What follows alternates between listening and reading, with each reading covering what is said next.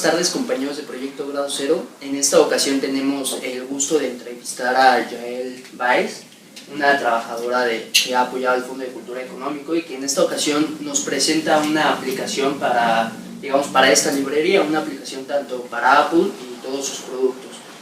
¿Cómo te encuentras, Yael? Pues muy bien, encantada de tener la ocasión de conversar un poco contigo acerca de este proyecto. Muchísimas gracias. Pero por favor cuéntanos un poco de este proyecto digital. Es un proyecto que se llama Archivo Abierto, pero qué mejor que tú nos puedas dar algunos datos característicos o algunos datos específicos del mismo. Claro. Mira, Archivo Abierto ofrece un paseo por 80 años de historia editorial. Decimos paseo porque no es una historia como se concibe habitualmente de manera cronológica y realizada por un historiador, sino una historia que parte de documentos del archivo histórico del fondo, del archivo iconográfico y también de algunos audios, para reconstruir a partir de estos como pedazos diferentes eventos que pautaron la aparición del fondo y su crecimiento y su consolidación hasta nuestros días. Es decir, que se revierte un poco, gracias a la aplicación, se revierte un poco el papel del historiador y del lector, en el sentido en que ofrecemos estos documentos como base primera de consulta, en calidad, digamos, facsímil, es decir, son los documentos con todos sus colores, escaneados en alta resolución, para que el usuario pueda acceder directamente a los documentos y a partir de ahí conocer diferentes momentos de la historia del fondo y también del trabajo del fondo como editorial, es decir, que son los tipos que se utilizan, cómo es la tipografía, cómo han sido las diferentes técnicas de la edición a través de la historia. Básicamente es eso. Se llama archivo abierto porque la mayor parte, como lo expliqué, la mayor parte de los documentos vienen del archivo, pero también la mayor parte de los documentos son cartas. Se trata de dar una historia polifónica.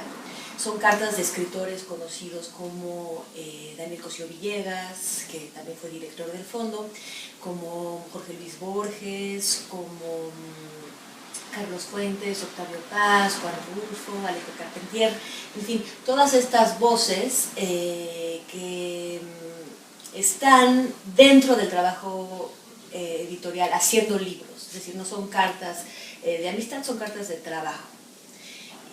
Pero siempre, por ser grandes autores, se cuela como la gracia, como una manera bonita de decir las cosas, la bella manera de escribir, que también cambia según las épocas, cambian la manera de comunicarse, de saludarse, de despedirse, ¿no? Los saludos cordiales de hoy en día antes eran soy su atentísimo servidor. En fin, se trata de construir a partir del trabajo editorial, digamos un poco tras bambalinas, toda la historia y evolución del fondo, de sus colecciones, de sus autores y de sus técnicas de fabricación de libros. De fabricación de libros, así es. Otra pregunta muy interesante es saber de dónde surge esta idea, quién es el autor de la idea y cómo es que se lleva a cabo, digamos, quién impulsa este proyecto y cuál sería la finalidad o el objetivo que persigue. La idea la podemos dividir es una idea que podemos dividir en dos, en realidad son dos ideas. Yo tuve la idea de realizar este trabajo porque me interesaba conocer todas las partes que están detrás de un trabajo, detrás de los libros, dar a conocer toda la historia, digamos, editorial detrás de los libros, lo que sucede en una editorial, y se me ocurrió hacerlo a través del archivo, porque he trabajado en editorial y sé que hay muchísimo en la correspondencia con los autores acerca del trabajo que se hace para llegar al libro. Me pareció que el fondo era la editorial más grande de México y la que podría tener un archivo más interesante para recorrer los procesos editoriales desde 1934 en su fundación hasta el día de hoy. Yo llegué entonces con la idea de hacer un libro en el Fondo de Cultura que recogiera cartas, dictámenes, hojas de impresión, fotografías, todo aquello que ha hecho la vida editorial. Tomás Granados, el gerente editorial del fondo, escuchó el proyecto y a él le pareció que sería mejor realizarlo en aplicación electrónica. Y fue un acierto porque la aplicación electrónica cambió por completo el formato, bueno, el hecho de que cambie el formato cambió también por completo la agencia, cómo agenciamos los documentos y cómo contamos la historia. Y es sobre todo acertado porque estamos contando la evolución de editorial, es decir, cómo se presentan los contenidos, cómo se presentan en los manuscritos, las obras de un autor al público. Y estamos presentándolo con lo último, en mi opinión, lo último es la aplicación electrónica que te permite salir de la linealidad del libro y es un trabajo editorial que agencia los contenidos de una manera innovadora. Es decir, que desde lo más innovador hacemos el puente hacia lo más antiguo. Digamos que juntamos lo analógico, que son las cartas con sus... Si tú ya viste la aplicación, verás que las cartas traen sus marcas de plumas, sus pequeños accidentes, sus dobleces, sus colores, sus descoloramientos también. Y todo esto se consulta a través de una tableta digital, es decir, lo analógico, hacemos el puente entre lo analógico y lo digital para recorrer los 80 años de evolución de la editorial. Claro, de alguna u otra forma, como bien comentas, se hace el puente entre lo antiguo y lo actual, las tecnologías que están surgiendo y que pueden tener un mayor apego a los jóvenes y a diversos sectores sociales, ¿no? Volviendo un poco con el contenido de esta aplicación, principalmente las 160 cartas que existen de diversos autores, ¿me podrías decir cuáles son las cartas que llamaron más tu atención? ¿Cuáles son, digamos, esas cartas específicas o de algunos autores que más te hayan gustado? Por supuesto. Yo llamaría la atención sobre la correspondencia de Daniel Cosío Villegas y Germán Arciniegas. Germán Arciniegas es un autor colombiano, es un autor que estuvo cerca del poder, amigo de presidentes en Colombia, ministro de Educación, un poco como Cosío Villegas. Estamos hablando del principio del fondo. Cosío Villegas y los fundadores del fondo eran gente muy cercana al poder en México, eran los que estaban realizando las nuevas instituciones, fundando las nuevas escuelas, y se relacionaban con gente del mismo, digamos, de la misma altura en el continente. De hecho, varios presidentes, Cosío Villegas le exige a varios presidentes libros, se codea con altos intelectuales que están implicados, digamos, comprometidos con el avance de América.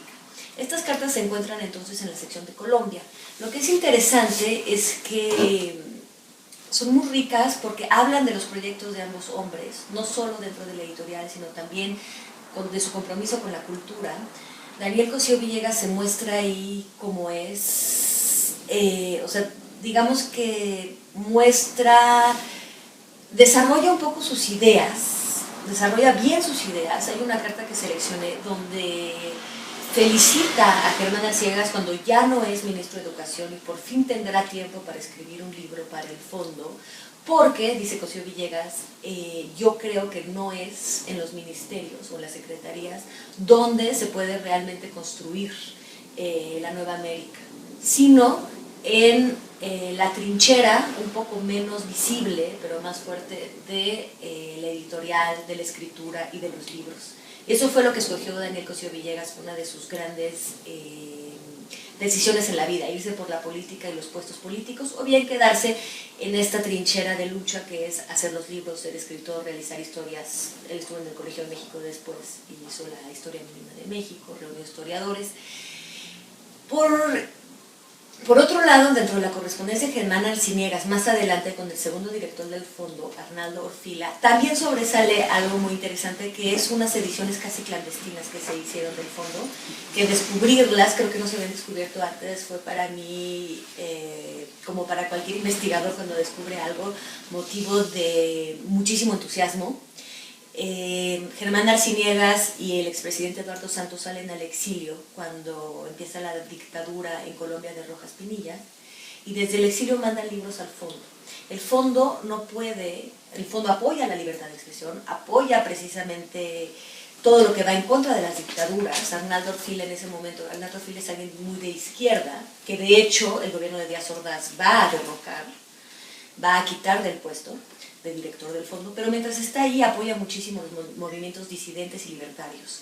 Y entonces, como no puede publicar en el fondo, con el sello del fondo, estos libros, porque el fondo se asemeja demasiado en ese tiempo al Estado mexicano, como hoy en día, como apoyado por el Estado, desvía a otros sellos editoriales estos textos. Es decir, que los edita el fondo, los financia el fondo, pero aparecen con otro sello para poder circular por América Latina. Entonces, bueno, para mí fue una de las grandes descubrimientos que hice del archivo, y entonces escogí varias cartas de Germán Arciniegas, ya sea con José Villegas, ya sea con Arnaldo Orfila, porque me pareció una correspondencia sumamente interesante. Está en la sección de Colombia. En la sección de Colombia aparece. También hay que recordar que dentro de la aplicación prácticamente se enfoca a países latinoamericanos, son países latinoamericanos, a decir verdad. ¿Por qué esta importancia, enfocarse hacia Latinoamérica en cuanto a la correspondencia que mantenían estos autores? Para empezar, porque es el terreno de habla hispana, no hay editorial que pueda sobrevivir en lengua hispana, digamos, que pueda sobrevivir o pueda solamente confinarse a su país o su territorio, porque no somos como Estados Unidos, que hay una base de lectores lo suficientemente grande para sostener una industria editorial, sino que si que se quiere hacer una producción de libros de envergadura o por lo menos de cierto peso, se necesita considerar a todos los países de América Latina y también a España para juntar el número de lectores suficiente. Esto lo han entendido los lectores españoles, quienes desde siempre, y lo sabemos, distribuyen en todos los países de América Latina para poder hacer iba a decir su negocio, pero digamos por lo menos su distribución, su difusión cultural. En segundo lugar, ya quitando este aspecto comercial y este aspecto también lingüístico, todos los libros que se producen en cualquiera de los países de Latinoamérica en español pueden ser leídos y deben ser leídos y difundidos en todo el territorio de habla hispana, porque nos une la lengua, nos une finalmente una literatura, que es la literatura de habla hispana, y literatura en sentido amplio, hablo también de historia, de sociología. Pero en segundo lugar, porque el fondo tuvo una vocación americanista muy fuerte desde el inicio. Bueno, quizás no desde un inicio, pero por lo menos durante la primera década se va formando la idea de ser una editorial de toda América Latina. Cosío Villegas hace 2 colecciones, Sierra Firme y Biblioteca Americana, que recogen los clásicos de América y recogen también como una enciclopedia de diferentes países de América Latina, donde se trata de incluir temas de cada país. ¿Por qué? Porque en ese momento, en los años 40, hay un eclipse de España y América, siempre dividida entre España y Estados Unidos como potencias, trata de tomar una independencia editorial en relación a España y construirse como una entidad independiente culturalmente y fuerte. Y esto es un sueño que tienen tanto Simón Bolívar como Andrés Bello, como José Vasconcelos, de una América unida, una América que progresa culturalmente de manera conjunta, digamos, con un mismo propósito, con una misma idea de libertad y de progreso. Claro. Ahora también, no solamente la aplicación contiene estas 160 cartas de todos estos autores, sino que también contiene otro tipo de temas o de trabajos, principalmente audios. ¿Podrías platicarnos un poco de estos audios? Claro. Hay audios periodísticos, digamos, no los llamo periodísticos, son audios que recogí del archivo. En la biblioteca se tiene un archivo sonoro, son cassettes, todavía son cassettes, ¿no?, que tuve que consultar con un viejo Walkman porque no se ha podido digitalizar. Estos mismos cassettes ya son el resultado de un traspaso de discos, ¿cómo se llaman? ¿LPs? ¿Cómo se llaman los discos? En fin, discos donde se grabaron los acetatos, perfectamente, los acetatos donde se grabaron los primeros programas. De hecho, los programas más viejos, que son de 1949, se escucha, porque tratamos de guardar todo lo analógico, como te decía, los dobleces del papel, se escucha el sonido del disco dando vuelta. ¿no? Se quedó ahí, lo podrán ver. Entonces, el primer programa, escogí 3 programas de una serie de programas grande que se llamó Mirador de América. Otra vez, justo lo que estaba explicando, Mirador de América era algo que pretendía invitar a autores para hablar de cuestiones de todo América. Este Mirador de América es un programa de 1949, la sesión inaugural reúne a muchos intelectuales, el usuario interesado podrá escuchar la lista de intelectuales que estuvieron presentes en esa sesión inaugural, y los protagonistas son Daniel Cosío Villegas y Alfonso Reyes, quienes platican y discuten sobre la importancia de la filosofía en relación a la economía y la política dentro de las preferencias del electorado. Ok. Ahora también otra pregunta que tengo curiosidad de hacer es, ¿cuál es la importancia de escuchar o de leer hoy en día estas cartas, de conocer cómo es que trabaja el Fondo de Cultura Económico, o como dices, que hay detrás de bambalinas? Digamos, en sí la pregunta sería, ¿cuál es la importancia de tener todo esto al alcance de todos aquellos que tienen el acceso a la tecnología? Bueno, primero es una experiencia de archivo y una experiencia histórica. Es a la hora del email, es leer usos de lenguaje distintos, de un lenguaje epistolar, es leer...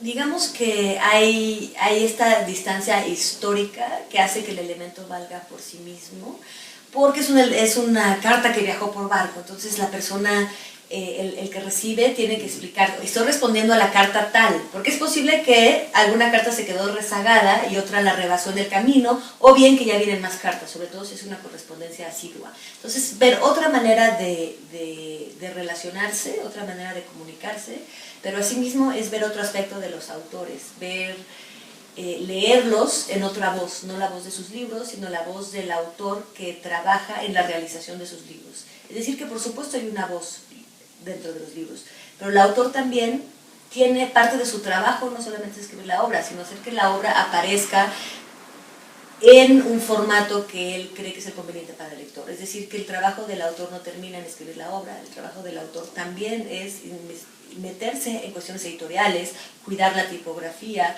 cuidar el papel, cuidar cómo se va a difundir su obra. Entonces es quizás echar luz sobre este aspecto y escuchar voces que vienen del pasado, que ya no están ahí, que no podemos ahorita entrevistar, también oralmente, al escucharlos en programas de radio, vamos a escuchar tanto este otro lenguaje, estas otras maneras de expresión que estaban en uso, que tienen este carisma de la historia, que tienen este carisma de la distancia, de decir, mira, cuánto nos separa de estos hombres que hablaban así.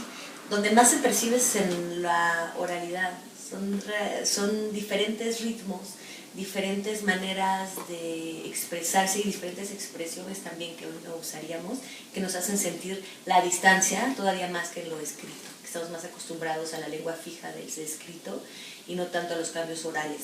Entonces es acercarse a autores que nos son queridos, que hemos conocido por los libros, pero acercarse también a todo este aspecto del trabajo de los autores por la difusión de los libros y también de los editores, que tanto influyen en la cultura al arriesgarse por ciertas propuestas, al trabajar con los autores para la difusión de estas propuestas en los diferentes países. Ok, muchísimas gracias. Creo que ahí radica la importancia de esta aplicación. Ya para finalizar, quisiéramos escuchar, todos aquí en Proyecto Grado Cero, algún mensaje que le quieras dar a todos los usuarios de esta aplicación, una muy útil aplicación para todos nosotros. Sí. Esta aplicación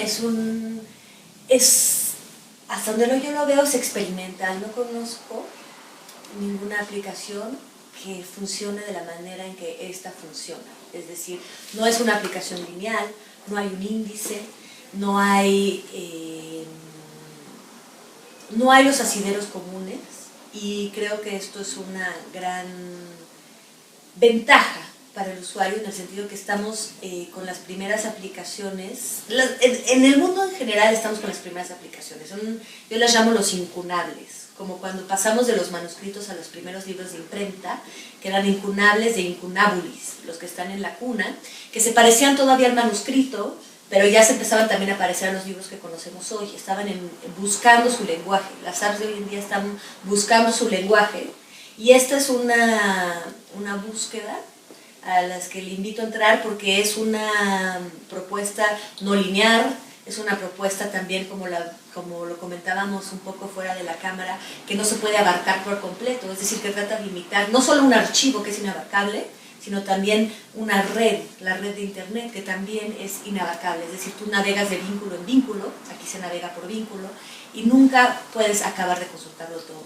Esta es una aplicación muy grande y le pido sobre todo los invito a esta experiencia y también a darle un poquito de tiempo. Es una aplicación pesada porque tiene mucho contenido, no es, como digo, consultable toda, pero sí es una aplicación que requiere un tiempo de lectura y de apropiación, no es solamente un videojuego. Entonces, por favor, experiméntenlo con tiempo de lectura y tiempo para experimentar las nuevas maneras de navegar en los contenidos que estamos proponiendo. Bueno, pues muchísimas gracias, Yael. Esperemos que te tengamos nuevamente en el proyecto. Para nosotros sería un gusto. A mí me encantaría, no sé si alguien puede en la misma plataforma poner comentarios sobre la aplicación. ¿Existe algo así? Claro que se puede, claro que sí lo podemos Sería hacer. muy padre, me gustaría mucho saber qué piensan pues los estudiantes acerca de estas nuevas maneras de acercarnos a la historia, a la literatura. También yo creo que se puede aplicar a documentos de política, en fin, hacia dónde vamos. Me interesa mucho la idea de la tecnología, de qué se puede hacer, qué creen que se puede hacer con una aplicación para agenciar los contenidos de manera distinta y navegarlos de una manera también innovadora. Claro que sí, pues habrá que intentarlo. Bueno, pues eso sería todo para Proyecto Grado Cero. Hasta la próxima. Gracias.